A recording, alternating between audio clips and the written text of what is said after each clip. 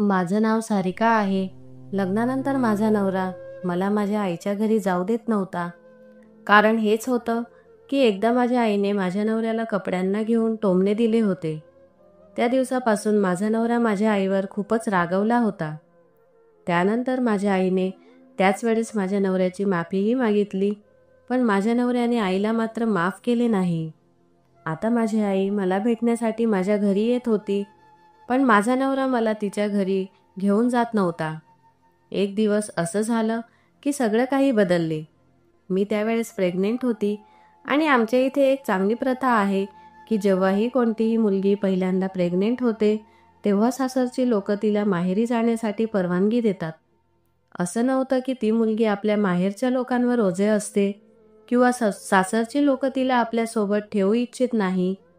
बस ही आमच्या इथली एक प्रथा आहे आणि तिला चांगलं समजले जाते. जेव्हा माझ्या पहिल्या प्रेग्नन्सीची वेळ आली तेव्हा माझी आई सासरी येऊन मला माहेरी घेऊन गेली. आई म्हणाली की मी तुझी खूप चांगल्या प्रकारे काळजी घेईन. सासर तर सासरच असते. तू इथे कशी राहशील? माझ्या इथे तुझी प्रेग्नन्सी चांगल्या प्रकारे आनंदात पार पडेल. मी आईच्या या गोष्टीवर सहमत होती. तेव्हा माझ्या नवऱ्याकडून परवानगी मागितली तर त्यानेही मला खुशीखुशीने परवानगी दिली. मी हैराण झाली होती की आज पंकजला काय झालं आहे.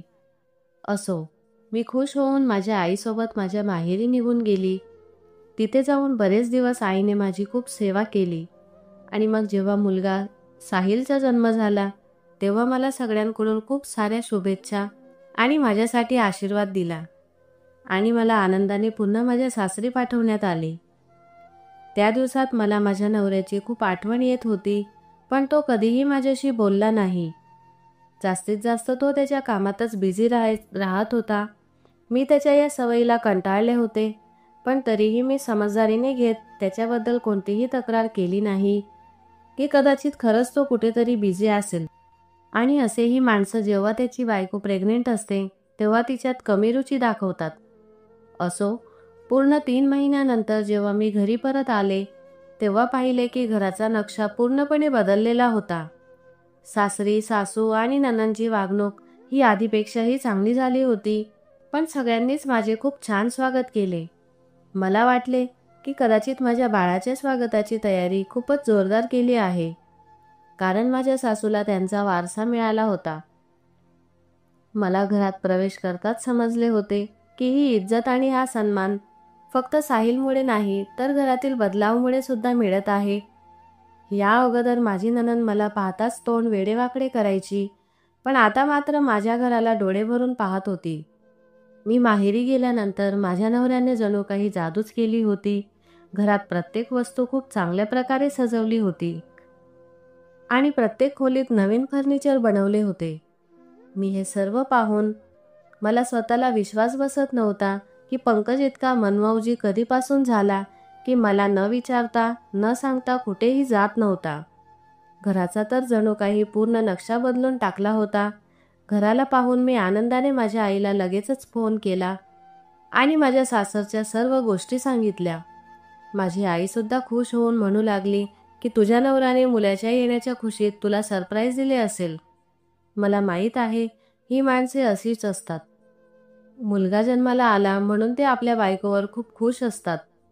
आता तू त्या आनंदाची कदर कर आणि आपल्या नवऱ्याची आधीपेक्षा जास्त इज्जत कर, कारण तोच तुझी काळजी घेतो. आईच्या बोलण्यावर पूर्ण सहमत होऊन मी माझ्या नवऱ्याचे मनोमन आभार मानले. मला वाटले की तो मुलाच्या आनंदातच मागचा संपूर्ण राग रुसवा विसरला आहे. नणंद आणि सासू माझ्या सेवेत लागले होते. त्यांनी मला माझ्या बेडवरून उतरूही दिले नाही. संध्याकाळी 7 वाजता मी माझ्या खोलीतून बाहेर पडले आणि बाथरूमकडे जाऊ लागले. तेव्हा माझ्या नवऱ्याने मला जागेवरच थांबवले आणि म्हणाला की सध्या तू या बाथरूमचा वापर करू नकोस आणि हो, या बेडवरची चादरही चेंज करायची नाही. हे सगळे मी तुझ्या भल्यासाठीच सांगत आहे. पंकजचे बोलणे ऐकून मी हैराण झाले. मी त्याला विचारले की मग मी कोणत्या बाथरूमचा वापर करू.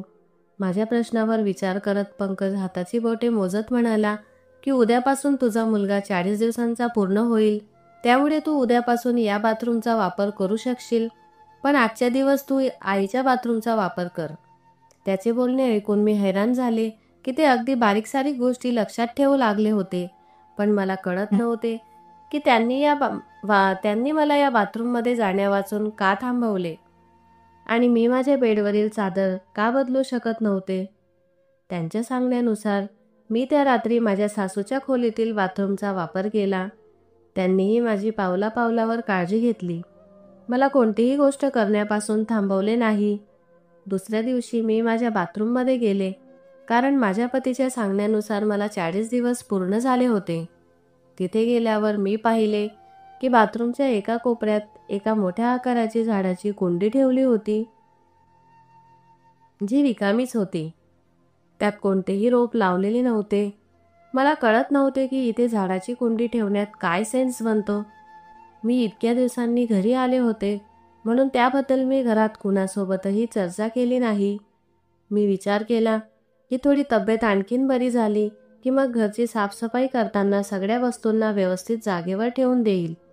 पण संध्याकाळी माझा नवरा मला स्वतः त्या झाडाच्या कुंडीबद्दल सांगू लागला की सारिका, तू ती झाडाची कुंडी बाथरूममध्ये ठेवलेली पाहिलीच असेल. ती कुंडी त्या ठिकाणी ठेवण्यामागे काही खास कारणही आहे. चुकूनही त्याला तिथून उचलण्याचा प्रयत्न करायचा नाही. आणि दुसरी गोष्ट म्हणजे, मी जोपर्यंत बेडवरची चादर बदलायला सांगत नाही तोपर्यंत तू बेडवरची चादर बदलायची नाही.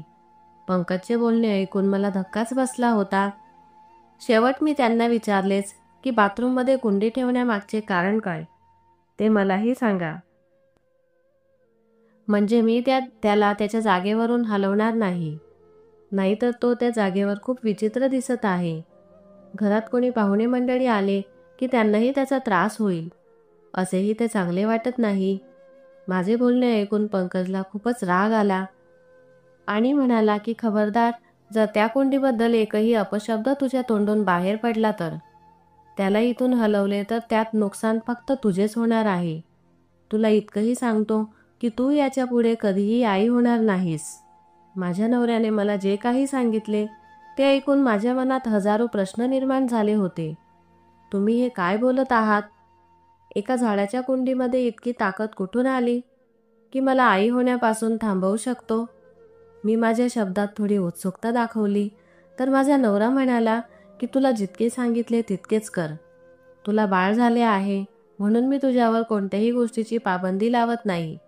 नाहीतर मी माझ्या घरच्या लोकांपैकी एकालाही तिथे जाऊ देत नाही की तिथे कोणाला हातही लावू देत नाही. माझ्या मनात आले तर मी 2 दिवसानंतर बाथरूमच बंद करून देणार. तुझ्यासाठी हेच चांगलं होईल की तूही समजून जा. तो इतकं बोलून खोलीतून बाहेर निघून गेला. मी त्याला पाहत विचार करत होते की एका साधारण कुंडीसाठी तो माझ्यावर रागवला, तेही त्यावेळेस जेव्हा माझी तब्येत बरी नाही. असो, मी त्या गोष्टींकडे दुर्लक्ष केले, कारण घरात सध्या आनंदाचे वातावरण होते. त्यामुळे मला अशा निगेटिव्ह गोष्टींचा विचार करायचा नव्हता आणि मला अशा गोष्टींवर बोलायचेही नव्हते.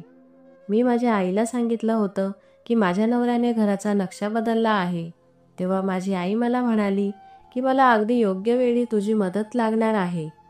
तुझ्या नवऱ्याने घराला इतकं सुंदर सजवले आहे, तर मग माझंही एक काम करून दे. असेही आजकाल तुझ्या सासरची लोक तुझ्यावर खूप खुश आहेत. तुला तर माहीतच आहे की तू या घरातून गेल्यानंतर घरातील प्रॉब्लेम जरा जास्तच वाढले आहेत. आपले घर तर भाड्याने आहे आणि भाड्याच्या घरात चांगली स्थळं येत नसतात आणि आले तरी ते स्थळ जुळत नाही. आपले घर तयार व्हायला आणखीन किमान 1-2 महिने लागतील. त्यानंतरच आम्ही त्या घरात शिफ्ट होऊ. सध्या मी त्या लोकांना तुझ्या घरी बोलावू इच्छिते. आपण कोणताही बहाणा करून घेऊ, पण आता मला त्या लोकांना या घरात बोलवायचे नाही. ती लोक खूप मोठ्या घरातील आहेत. असे नको व्हायला की ती लोक आमच्या घरी येऊन आमची इज्जत काढतील आणि स्थळही नाकारतील. आईचे बोलणे ऐकून मी संभ्रमात पडले. आईला कोणतीही गोष्ट सांगितली की ती संपूर्ण गावभर सांगत बसते, पण ती माझी आईसुद्धा होती, त्यामुळे मी तिला नकारही देऊ शकत नव्हती. मी माझ्या सासूला विचारले तर त्यांनी मला परवानगी दिली, पण माझी सासू मला म्हणाली की मी स्वतः सकाळी घराच्या बाहेर जाणार आहे. घरात तू एकटीच राहशील. ही चांगलीच गोष्ट आहे की तू तुझ्या घरच्यांना इथे बोलावून घे. याच बहाण्याने तुझं मनही लागेल. पण एकदा तू तुझ्या नवऱ्याला नक्कीच विचारून घे. सासूबाईंच्या गोष्टींनी मी खूप खुश झाली होती. नवऱ्याकडून परमिशन घेण्याचा काही प्रश्नच नव्हता. तो मला अशा गोष्टींसाठी कधीच नकार द्यायचा नाही. मी माझ्या आईला सांगितले की तू संध्याकाळी त्या लोकांना माझ्या घरी बोलावून घे. आईसुद्धा खूप खुश झाली. मी त्या लोकांना संध्याकाळी 5 वाजता माझ्या घरी यायला सांगितले होते.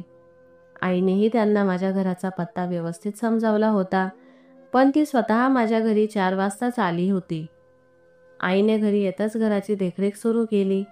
माझ्या बेडवरची चादर नवीनच होती, त्यामुळे आईने ती बदलली नाही. पण जेव्हा तिची नजर बाथरूममध्ये ठेवलेल्या झाडाच्या कुंडीवर पडली, तर म्हणू लागली की बाळा, हे किती वाईट दिसत आहे. एकतर रिकामी कुंडी आहे. तुम्ही लोकांनी त्यात कोणतेही रोप वगैरे लावले नाही. मग याला इथे ठेवण्यामागे काय सेन्स आहे?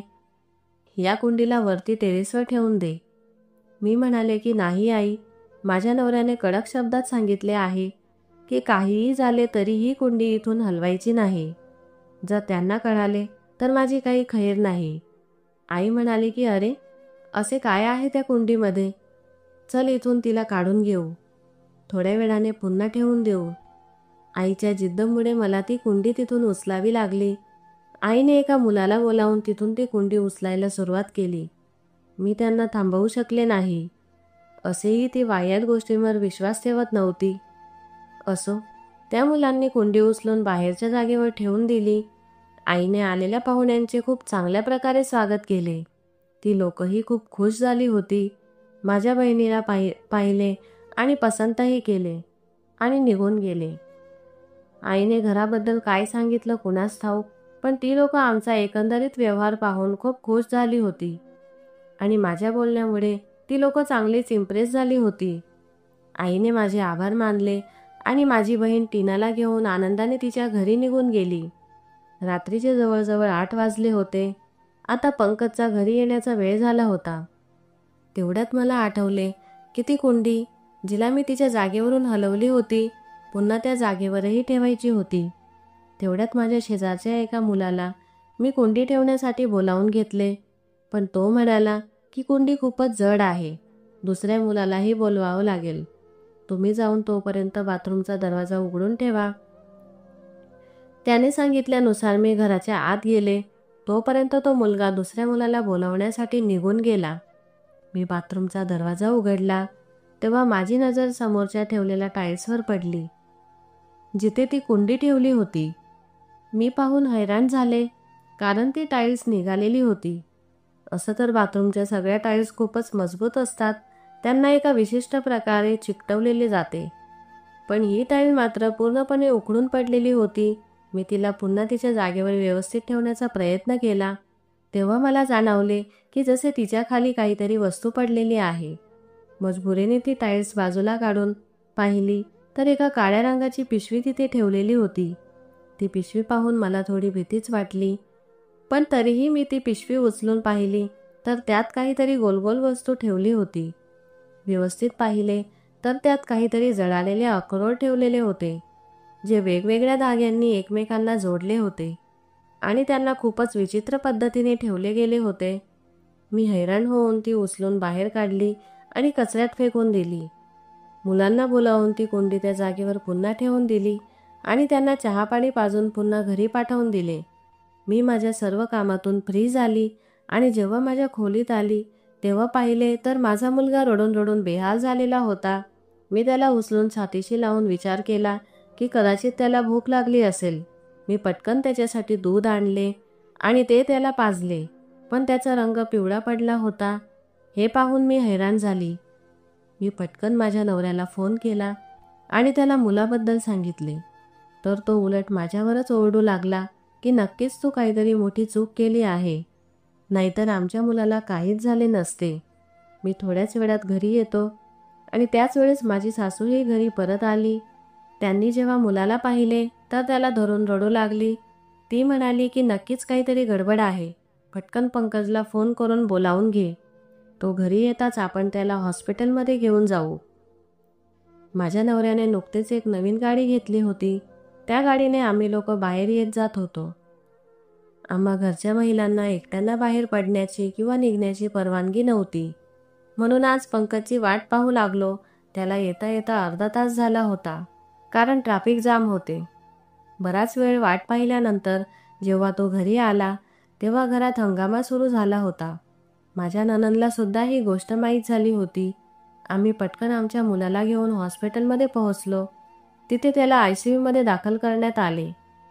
माझ्या मुलाच्या शरीरात रक्ताची कमी झाली होती. बराच वेळ आम्ही ICUच्या बाहेर चकरा मारत होतो.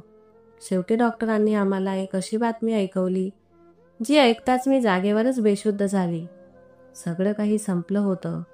माझ्या मुलाच्या हृदयात एक छिद्र होतं आणि हे छिद्र इतकं खोल होतं की माझा मुलगा जास्त दिवस जिवंत राहू शकणार नव्हता.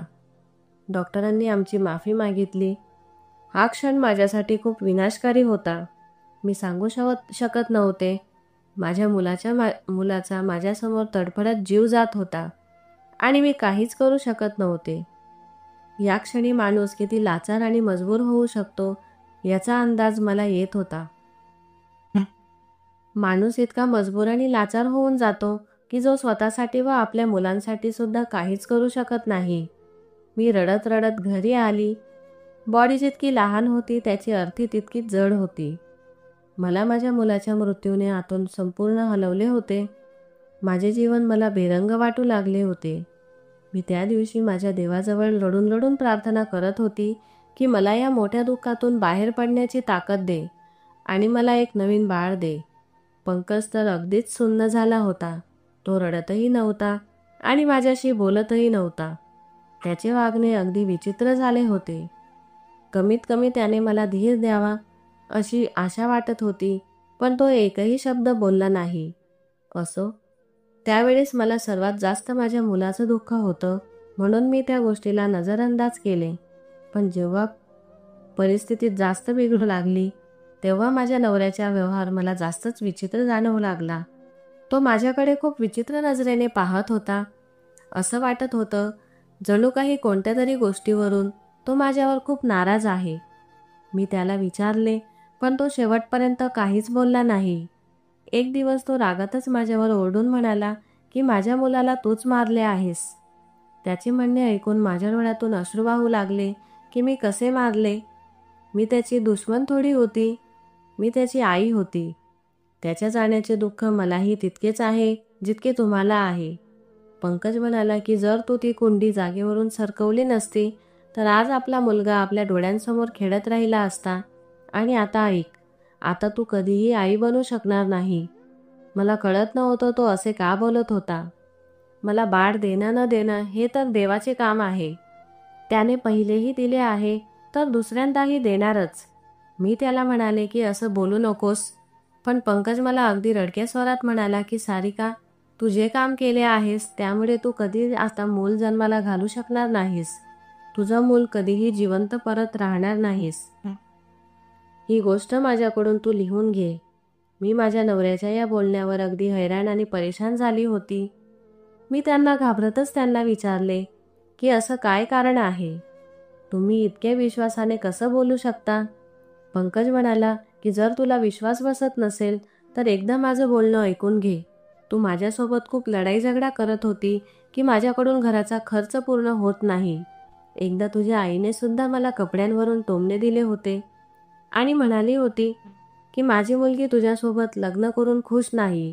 तेव्हाच मी एक निर्णय घेतला होता आणि त्या निर्णयावर अंमल करायला मला जास्त वेळ लागला नाही.